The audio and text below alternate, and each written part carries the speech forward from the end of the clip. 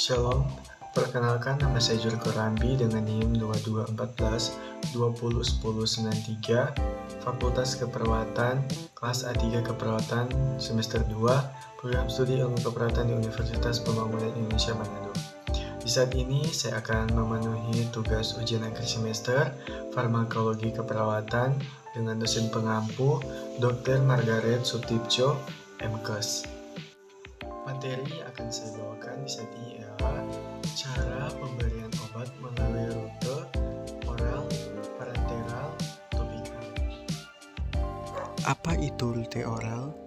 Oral adalah rute pemberian yang paling umum dan paling banyak dipakai karena ekonomis, paling nyaman dan paling aman. Obat dapat juga diabsorpsi melalui rongga mulut, sublingual atau bukal, seperti tabel ISDN. Bentuk sediaan obatnya dapat berupa tabel, kapsul, larutan, sirup, eliksir, suspensi, magma, gel, dan bubuk. Saat ini kita masuk dalam kelebihan oral. Relatif aman, lebih praktis dibandingkan obat parenteral ekonomis. Lebih terjangkau dibandingkan obat parenteral. Meminimalkan ketidaknyamanan pada klien dan dengan efek samping yang paling kecil. Bisa diminum kapan saja saat sakit, tidak harus dilakukan oleh tenaga kesehatan seperti obat parenteral. Kita masuk dalam kekurangan.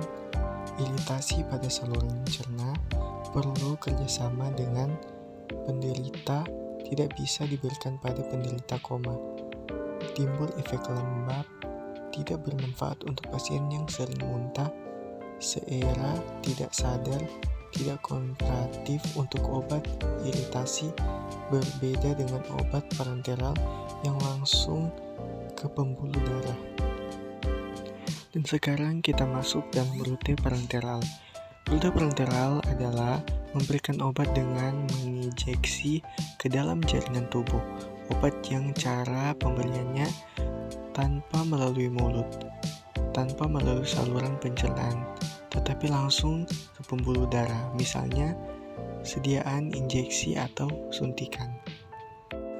Dan di saat ini kita masuk dalam kelebihan parenteral.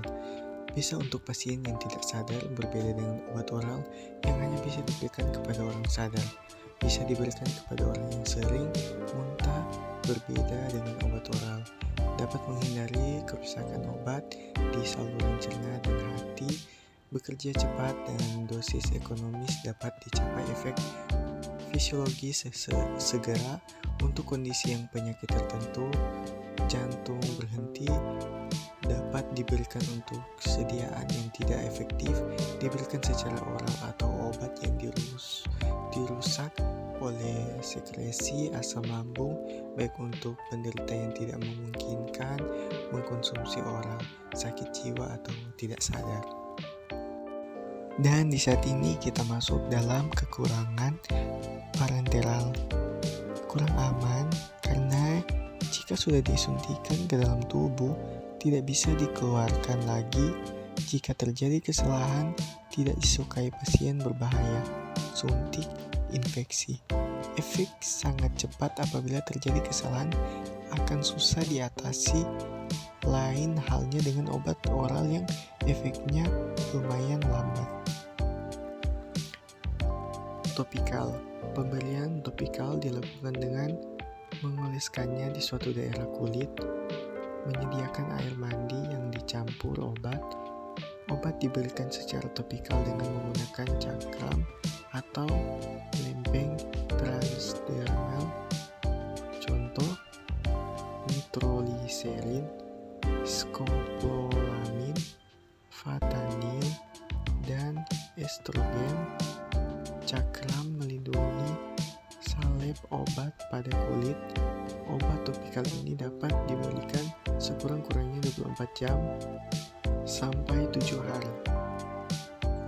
Kelebihan topikal dari tipikal yaitu untuk efek lokal, efek samping sistemik minimal.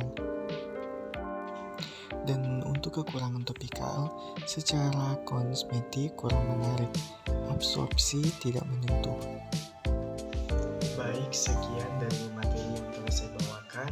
Semoga bermanfaat dan terima kasih.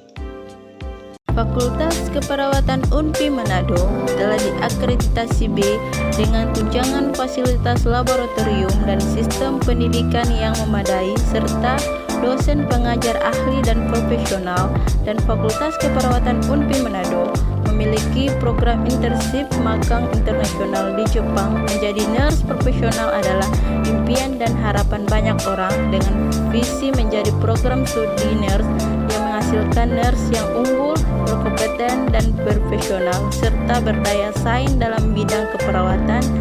Jangan ragu lagi untuk memiliki Fakultas UNPI Manado menjadi tempat Anda untuk menuntut ilmu. Ayo bergabung bersama kami, jadilah mahasiswa yang berkualitas dan dipuji karena cantik dan ganteng itu menyenangkan, tapi dipuji karena prestasi jauh lebih